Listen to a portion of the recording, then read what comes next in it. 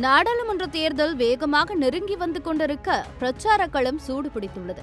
கொளுத்தும் வெயிலில் வேட்பாளர்கள் அனல் பறக்கும் பிரச்சாரத்தை ஒருபுறம் மேற்கொண்டுள்ள நிலையில் தொலைக்காட்சிகள், இணையதளங்கள் மட்டுமில்லாமல் சமூக வலைதளங்களிலும் புதுமையான முறைகளில் பல பிரச்சார முறைகள் கையாளப்படுகிறது.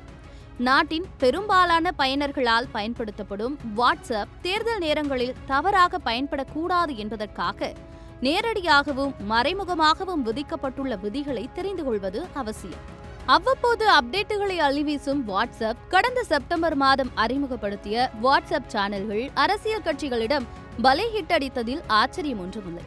வெகுஜன மக்களை சுலபமாக சென்றடைய இதைவிட ஒரு வழி இருக்க முடியுமா என்ற வேகத்தில்தான் நாட்டின் பிரதான தேசிய கட்சிகளான காங்கிரஸ் மற்றும் பாஜக ஒரே நேரத்தில் வாட்ஸ்அப் சேனல்களை தொடங்கினர். தற்போதைய நிலவரப்படி காங்கிரஸ் கட்சியின் வாட்ஸ்அப் சேனலை 5.02 லட்சம் பேரும், பாஜக கட்சியின் வாட்ஸ்அப் சேனலை 7.01 லட்சம் பேரும் பின்தொடர்கின்றனர். சமூக ஊடகங்களில் அரசியல் விளம்பரங்கள் செய்வதற்கு முன்பு MCMC, அதாவது மாநில மற்றும் மாவட்ட அளவிலான மீடியா சான்றிதழ் மற்றும் கண்காணிப்பு குழுவிடம் அனுமதி பெற வேண்டும். அண்மை காலங்களில் விகசித் பாரத் என்ற பெயரில் வாட்ஸ்அப் பயனர்களுக்கு பிரதமரிடமிருந்து கடிதம் மற்றும் அரசின் நிறை குறைகளை பற்றி ஃபீட்பேக் கொடுக்குமாறு வந்த செய்தி காங்கிரஸ் உள்ளிட்ட எதிர்க்கட்சிகளிடம் கடும் விமர்சனத்துக்கு உள்ளாகியது. தேர்தல் நடத்தை விதிகள் அமலுக்கு வந்த பிறகு வாட்ஸ்அப்பில் இவ்வாறு அனுப்பப்படுவது தவறு எனவும் அதை உடனடியாக நிறுத்த வேண்டும் என்றும் முறையிட்டனர். விளம்பர முன்னெடுப்பிற்கு சம்பந்தப்பட்ட துறை தேர்தல் நடத்தை விதிகள் அமலுக்கு வருவதற்கு முன் வாட்ஸ்அப் செய்திகள் அனுப்பப்பட்டதாகவும் அதற்கு பிறகு நிறுத்தப்பட்டாலும் சில மொபைல்களுக்கு நெட்வொர்க் தடங்கல்களால் தாமதமாக செய்திகள் சென்றடைவதாக விளக்கம் அளித்துள்ளனர். வாட்ஸ்அப் கடந்த காலங்களில் கொண்டு வந்த சில கட்டுப்பாடுகள் மற்றும் நெறிமுறைகள் தேர்தல் காலங்களில் உதவிகரமாக அமையும் என எதிர்பார்க்கப்படுகிறது.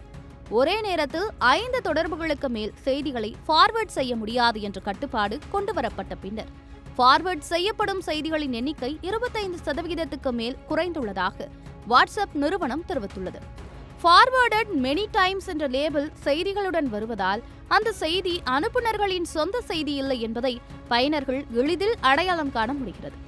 அரசியல் கட்சிகளோ வேட்பாளர்களோ பயனர்களின் அனுமதியின்றி ஆட்டோமேஷன் அமைப்புடன் செய்திகளை அனுப்பினால் அவர்களது கணக்குகள் முடக்கப்படும் என வாட்ஸ்அப் நிறுவனம் தெரிவித்துள்ளது.